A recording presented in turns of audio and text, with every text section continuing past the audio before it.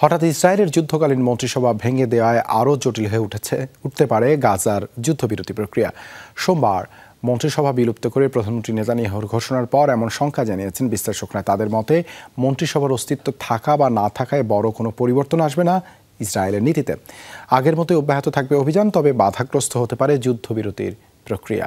Walton fridge কিনে অনেকের মতো আপনিও হয়ে যেতে পারেন মিলেনিয়াল। সেরা পণ্যের সেরা অফার। গাজায় আগ্রাসন শুরুর পর বারবারই সামনে এসেছে ইসরায়েলের যুদ্ধকালীন মন্ত্রিসভার দ্বন্দ্ব। মূল ইস্যু যুদ্ধের পর গাজার ভবিষ্যৎ প্রশাসন নিয়ে পরিকল্পনা। এর জেরে গেল মাসে পদত্যাগের হুঁশিয়ারি দেন মন্ত্রিসভার গুরুত্বপূর্ণ সদস্য এবং নিরাপত্তা উপদেষ্টা বেনি গান্টজ। গত সপ্তাহে সরেও দাঁড়ান পদ থেকে। এরপর থেকেই নতুন একটি যুদ্ধকালীন মন্ত্রিসভা গঠনের জন্য নেতানিয়াহুকে চাপ দিয়ে আসছিল তার জোটের কট্টর ডানপন্থী মন্ত্রীরা। অবশেষে ইসরায়েলের যুদ্ধকালীন মন্ত্রিসভা ভেঙে দিলেন প্রধানমন্ত্রী বেনিয়ামিন নেতানিয়াহু। সোমবার ৬ সদস্যের ক্যাবিনেট বিলোপের ঘোষণা দেন তিনি।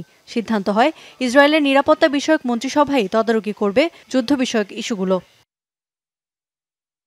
ইসরায়েলের যুদ্ধকালীন মন্ত্রিসভা বিলোপে গাজায় কী প্রভাব পড়তে পারে তা নিয়ে শুরু হয়েছে আলোচনা। বিশ্লেষকরা বলছেন, যুদ্ধকালীন মন্ত্রিসভার থাকা বা না থাকায় কোনো পরিবর্তন আসবে না উপত্যকার পরিস্থিতিতে। তবে মন্ত্রিসভার ভাঙনে আরও জটিল হয়ে পড়তে পারে গাজায় যুদ্ধবিরতি প্রক্রিয়া। বিশেষ এই মন্ত্রিসভা গঠনের মূল উদ্দেশ্যই ছিল বিশ্ববাসীকে নিজেদের ঐক্য দেখানো। গান্টজ ও আইডিএফের সাবেক চিফ অব স্টাফ ছাড়া মন্ত্রিসভার সব সদস্যই নেতানিয়াহু সরকারের প্রতিনিধি। তাদের পদত্যাগের পর এই সভার গুরুত্ব অনেকাংশেই কমে যায়। তবে মন্ত্রিসভা থাকুক আর না থাকুক, গাজায় অভিযান থামাবে না Israel. Prime Minister Benjamin Netanyahu has disbanded his war cabinet.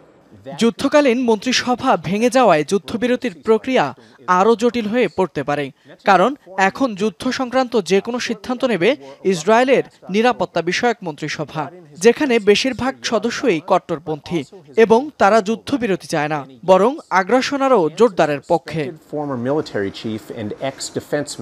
এদিকে যুদ্ধকালীন এই মন্ত্রিসভার গঠন ইসরায়েলের জন্য গুরুত্বপূর্ণ সিদ্ধান্ত ছিল বলছে যুক্তরাষ্ট্র। তবে বেনি গান্টজের পদত্যাগের পর ক্যাবিনেট বিলোপ ছাড়া আর কোনো উপায় ছিল না প্রধানমন্ত্রী নেতানিয়াহুর। এমন মন্তব্য মার্কিন জাতীয় নিরাপত্তা বিষয়ক উপদেষ্টার।